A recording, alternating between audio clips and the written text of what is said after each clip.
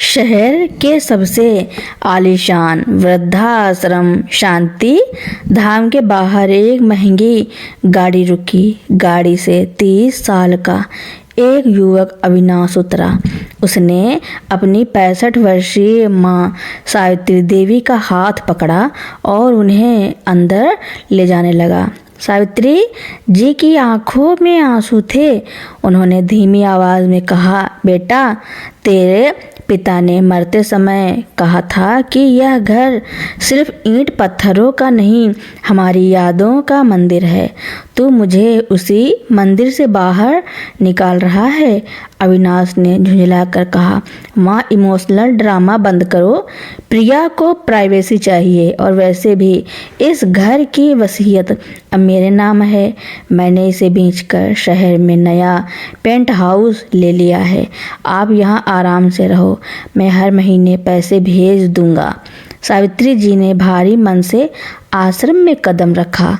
अविनाश ने जाते जाते एक कागज पर अंगूठा लगवा लिया, यह कह कर कि यह उनके मेडिकल इंश्योरेंस के लिए है। सावित्री जी ने बिना सोचे समझे अंगूठा लगा दिया। उन्हें क्या पता था कि वह कागज उसके पति द्वारा उनके ना छोड़ी गई पुश्तैनी गहनों और फिक्स्ड डिपॉजिट को हड़पने का पावर ऑफ अटॉर्नी था। 6 महीने बीत गए। अविनाश एक बार भी माँ से मिलने नहीं आया। उसने उनका फ़ोन उठाना भी बंद कर दिया था। सावित्री जी को आश्रम के मैनेजर ने बताया कि पिछले 3 महीनों से उनकी फीस जमा नहीं हुई है। एक दिन सावित्री जी आश्रम के टीवी पर न्यूज़ देख रहे थे। खबर आई कि शहर के मशहूर बिल्डर के साथ मिलकर करोड़ों की जमीन घोटाले में अविनाश खन्ना को गिरफ्तार कर लिया गया है। उसकी सारी संपत्ति, बैंक अकाउंट और वह आलीशान पेंट हाउस जिसे उसने माँ को बेचकर खरीदा था, सरकार ने सील कर दिया है। प्रिया अपने मायके भाग गई और उसने अविनाश से तलाक की अर्जी दे दी। अविनाश अब सड़क पर था और पुलिस की गिरफ्त में। अविनाश को जब कोर्ट ले जाया जा रहा था तब उसकी नज़र भीड़ में खड़ी अपनी माँ पर पड़ी। वह फटे हाल था। उसके पास वकील करने के भी पैसे नहीं थे। उसे लगा माँ उसे धिक्कारने आई है, लेकिन सावित्री जी आगे बढ़ी। उन्होंने जज साहब के सामने कुछ दस्तावेज पेश किए। सावित्री जी ने कहा, जज साहब, यह मेरा बेटा अपराधी है। इसने मुझे धोखा दिया, लेकिन इसके पिता ने अपनी वसीयत में एक गुप्त क्लॉज रखी थी। अगर अविनाश कभी भी किसी कानूनी मुसीबत में फंसा या उसने मुझे घर से निकाला तो वह सारी पुश्तैनी जायदाद सावित्री ट्रस्ट के पास चली जाएगी, जिसका अधिकार सिर्फ मेरे पास है। अविनाश ने जो घर बेचा वह कानूनी रूप से उसका था ही नहीं। अविनाश की आंखों में चमक आई। उसे लगा माँ उसे छुड़ा लेगी, लेकिन सावित्री जी के अगले शब्दों ने उसे मिट्टी में मिला दिया। सावित्री जी बोली, मैं इस संपत्ति का एक पैसा भी अपने बेटे को बचाने के लिए नहीं लगाऊंगी। यह सारा पैसा उन अनाथ बच्चों और बेसहारा बुजुर्गों के लिए जाएगा जिनके बेटों ने उन्हें धोखा दिया है। और जहाँ तक अविनाश की बात है, कानून इसे जो भी सजा दे उसे यह भुगतनी होगी, क्योंकि ममता पालना जानती है तो न्याय करना भी जानती है। अविनाश को 5 साल की जेल हुई। जेल की कोठरी में उसे वही रोटियां मिलती थी जो उसने अपनी माँ को आश्रम में खाने के लिए मजबूर किया था। दूसरी तरफ सावित्री जी ने अपने पुश्तैनी घर को एक विशाल सेवा केंद्र में बदल दिया। एक दिन जेल में अविनाश को एक पार्सल मिला। उसमें एक पुरानी फोटो थी उसके बचपन की, जिसमें वह अपनी माँ की उंगली पकड़कर चल रहा था। पीछे लिखा था, घर मकान से नहीं संस्कारों से बनता है। तुमने मकान चुना, मैंने संस्कार चुन लिए। सावित्री जी की इन दो टूक बात ने अविनाश को अंदर तक झकझोर दिया था। जेल में अविनाश की हालत बद से बदतर होती गई। जो हाथ कभी महंगी घड़ियों और सोने की अंगूठियों से सजे रहते थे, अब वे चक्की पीस रहे थे। उसे जेल के खाने में वही रूखी रोटी और पानी जैसी दाल मिलती, जिसे देखकर उसे अपनी माँ की याद आती। उसे याद आता कि कैसे वह अपनी माँ के सामने प्लेट फेंक देता था अगर खाना जरा भी ठंडा होता। एक रात अविनाश को तेज बुखार आया।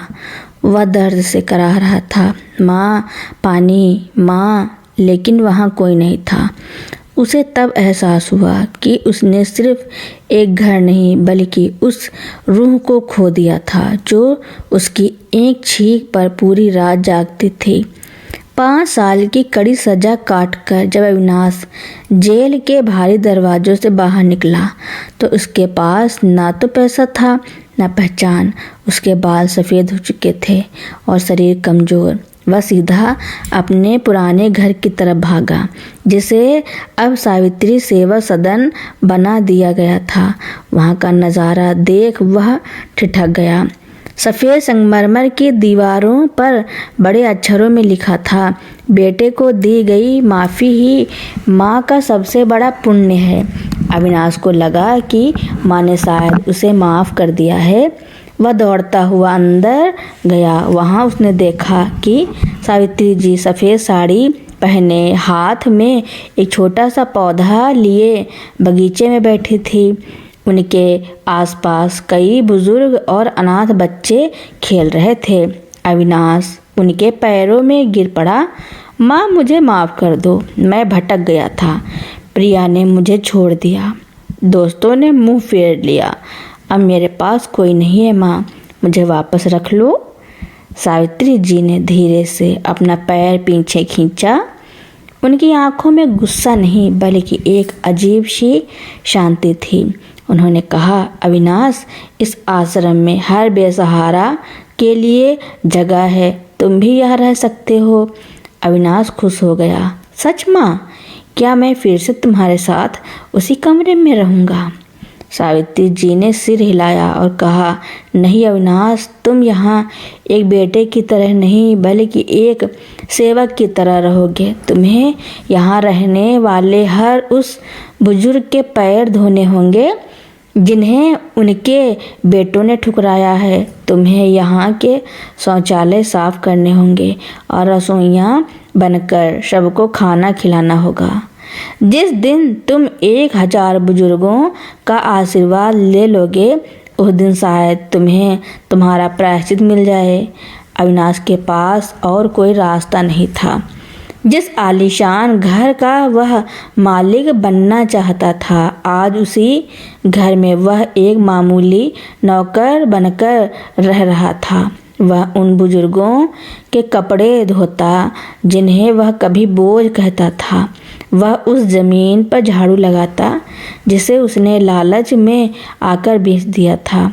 वह हर रोज़ अपनी माँ को दूसरों की सेवा करते देखता, लेकिन उसे उनके पास बैठने का हक नहीं था। 1 साल बाद सेवा करते करते अविनाश के अहंकार की परतें पूरी तरह उतर गईं। एक शाम जब वह एक बीमार बुजुर्ग के पैर दबा रहा था, सावित्री जी उसके पास आईं। उन्होंने उसके सिर पर हाथ रखा। अविनाश फूट फूट कर रोने लगा। सावित्री जी बोली, आज तू सच में मेरा बेटा बन गया है। पहले तूने मेरा शरीर बेचा था, आज तूने अपनी सेवा से मेरा दिल जीत लिया है। अब तू इस आश्रम का वारिस बनने के लायक है, मालिक बनने के नहीं। सावित्री जी ने अविनाश को माफ़ तो कर दिया था, लेकिन कर्मा का लेखा जोखा अभी पूरी तरह बंद नहीं हुआ था। अब बारी थी उस बहू प्रिया की, जिसने इस पूरे फसाद की नींव रखी थी और अपनी सास को फालतू चीज समझकर घर से निकलवाया था। अविनाश के जेल जाने के बाद प्रिया ने सोचा था कि वह अपने मायके में ऐश करेगी। उसने अविनाश से तलाक ले लिया और अपने हिस्से की कुछ रकम लेकर एक नया बिजनेस शुरू किया। उसे लगा कि वह बहुत चालाक है, लेकिन वह भूल गई थी कि अन्याय की नींव पर खड़ा महल कभी टिकता नहीं है। जिस पार्टनर के साथ मिलकर प्रिया ने नया निवेश किया था, वह उससे भी बड़ा जालसाज निकला। उसने प्रिया के सारे पेपर्स पर धोखे से साइन लिए और उसे कंगाल कर दिया। कुछ ही समय में प्रिया की माँ, जिसके लिए उसने किडनी का सौदा करने की कोशिश की थी, वह भी गंभीर रूप से बीमार पड़ गई। वह आलीशान बंगला, जिसे प्रिया अपनी माँ की जागीर समझती थी, कर्ज की वजह से बैंक ने कुर्क कर लिया। एक दोपहर सावित्री सेवा सदन के गेट पर एक फटी हाल महिला आकर गिरी। उसके कपड़े गंदे थे, बाल बिखरे हुए थे और आंखों में हताशा थी। वह अपनी बीमार माँ को एक हाथ गाड़ी पर लाद कर लाई थी। वह चिल्ला रही थी, कोई मदद करो, मेरी माँ मर रही है, इसे कहीं जगह दे दो। अविनाश, जो आश्रम में सेवा का काम संभालता था, दौड़कर बाहर आया। जैसे ही उसने उस महिला का चेहरा देखा, उसके हाथ कांपने लगे। वह प्रिया थी। प्रिया ने जब सामने अविनाश को एक साधारण सेवक के कपड़ों में देखा तो उसे लगा जैसे किसी ने उसके चेहरे पर तमाचा मार दिया हो। दोनों की नजरें मिली। एक में प्रायश्चित था तो दूसरे में अपमान की गहरी खाई। सावित्री जी भी बाहर आईं। प्रिया उनके पैरों में गिर गई। माँ जी, मुझे माफ़ कर दीजिए, मेरा सब कुछ लूट गया, मेरी माँ को बचा लीजिए, उनके पास इलाज के पैसे नहीं हैं। सावित्री जी ने शांत भाव से देखा और कहा, प्रिया, यह ममता सदन है, यहाँ किसी को उसकी हैसियत देखकर नहीं, उसकी ज़रूरत देखकर पनाह दी जाती है। तुम्हारी माँ का इलाज होगा। लेकिन फिर उन्होंने अविनाश की तरफ देखा और कहा, अविनाश, प्रिया की माँ को अंदर ले जाओ और प्रिया, तुम आज से रसोई में अविनाश की मदद करोगी। तुम दोनों ने मिलकर इस परिवार को तोड़ा था, अब तुम दोनों मिलकर दूसरे के टूटे हुए दिलों को जोड़ने का काम करोगे। अब उस सेवा सदन में एक अद्भुत नज़ारा था। जिस बेटे और बहू ने माँ को लावारी छोड़ा था, वे अब मिलकर शहर के बेसहारा बुजुर्गों की सेवा कर रहे थे। अविनाश बुजुर्गों को दवाई देता और उनके साथ वक्त बिताता। प्रिया रसोई में खाना बनाती और बर्तन साफ करती। सावित्री जी ने अपनी वसीयत में साफ लिखवा दिया कि उनके मरने के बाद भी यह संपत्ति अविनाश या प्रिया की निजी जागीर नहीं बनेगी, बल्कि यह हमेशा एक सार्वजनिक ट्रस्ट रहेगा। सावित्री जी का निधन हुआ, लेकिन वे एक रोती हुई माँ के रूप में नहीं, बल्कि एक विजेता के रूप में गई। उनके अंतिम संस्कार में हजारों लोग आए थे। अविनाश और प्रिया ने उनकी चिता को अग्नि दी, लेकिन उस दिन उनके मन में जायदाद पाने का लालच नहीं, बल्कि अपनी माँ को खोने का असली गम था। जेल की काल कोठरी से शुरू हुआ प्रायश्चित सेवा की चौखट पर आकर पूरा हुआ। कर्मा ने अपना चक्र पूरा किया। जिसने माँ को रुलाया था, उसने माँ की सेवा में ही अपना जीवन समर्पित कर दिया। सावित्री जी के जाने के बाद ममता सदन की जिम्मेदारी अब पूरी तरह अविनाश और प्रिया के कंधों पर थी, लेकिन कर्मा का एक अंतिम अध्याय अभी भी बाकी था, जो यह साबित करने वाला था कि क्या वाकई इनका हृदय परिवर्तन हुआ है या यह सब सिर्फ मजबूरी का नाटक था।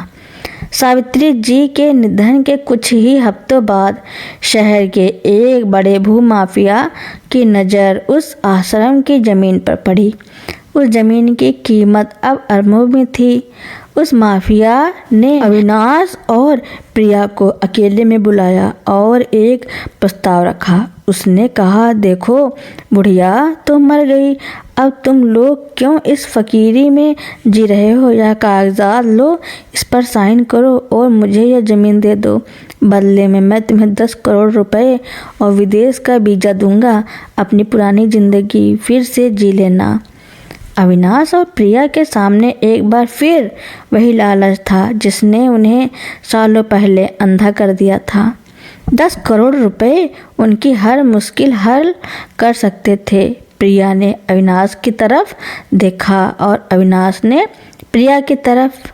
एक पल के लिए कमरे में सन्नाटा छा गया। माफिया मुस्कुराया।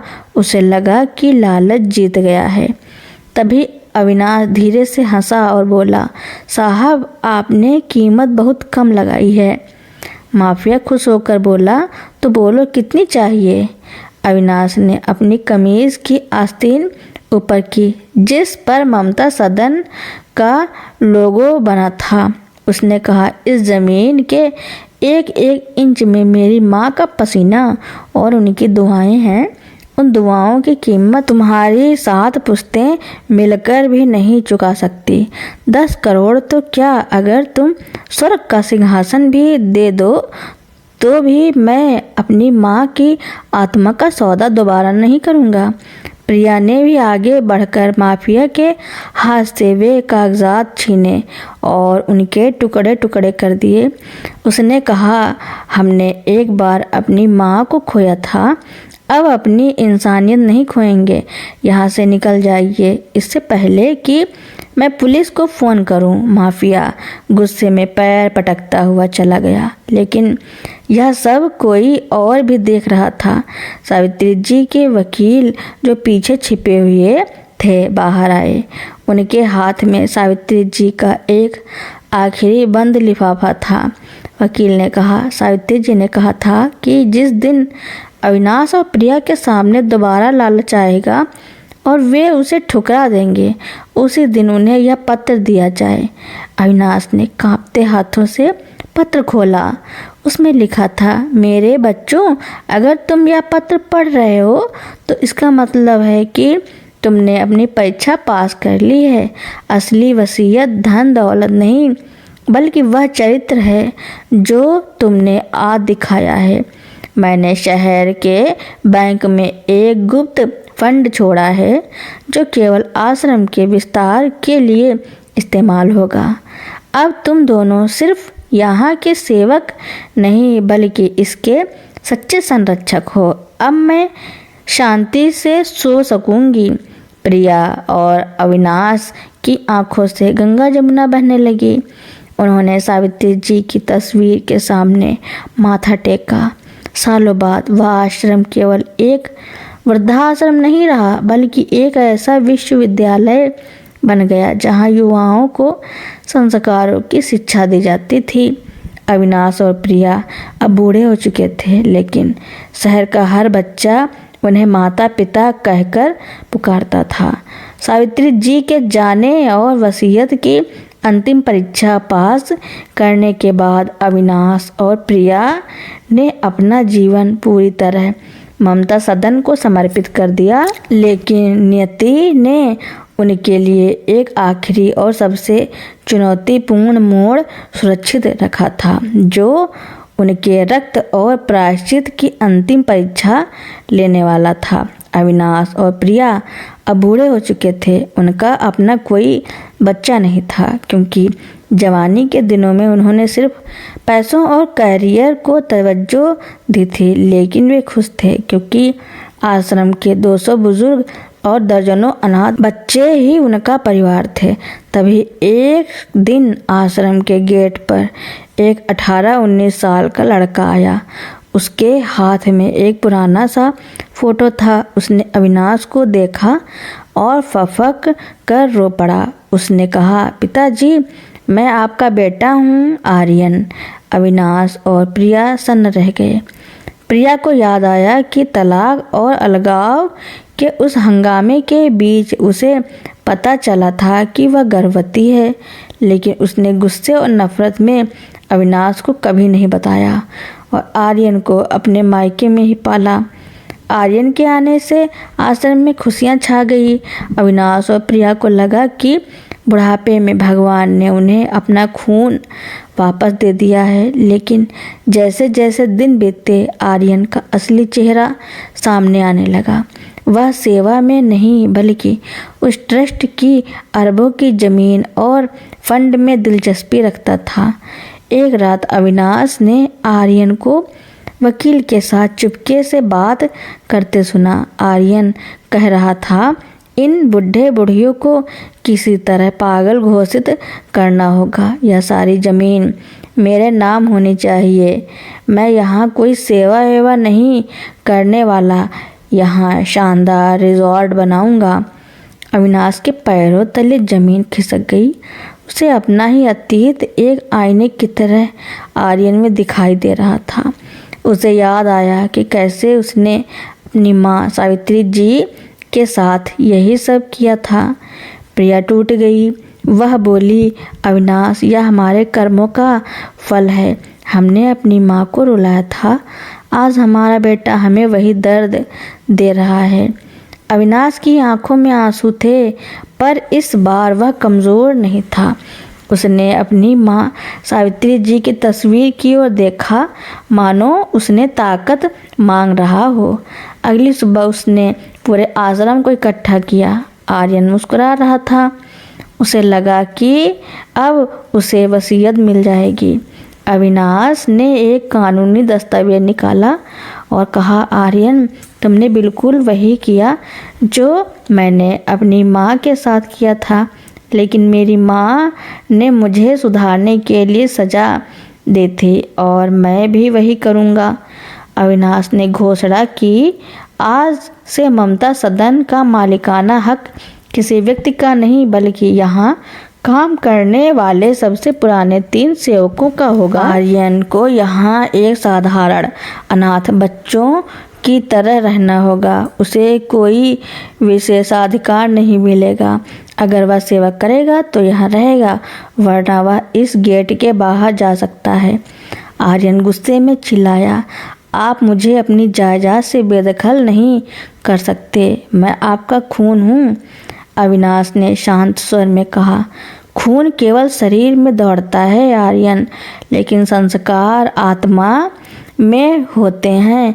मैंने अपनी माँ का खून होकर भी उनका सौदा किया था, लेकिन मैं जानता हूँ कि खून के रिश्तों से बड़ा धर्म का रिश्ता होता है। जाओ, पहले इंसान बनो, फिर बेटे का हक मांगना। आर्यन पैर पटकता हुआ चला गया, बिल्कुल वैसे ही जैसे वर्षों पहले अविनाश अपनी माँ को छोड़कर गया था। लेकिन अविनाश और प्रिया को दुख नहीं था। उन्होंने महसूस किया कि उन्होंने अपने बेटे को खोकर अपनी माँ के प्रति अपने अंतिम कर्ज को चुका दिया है।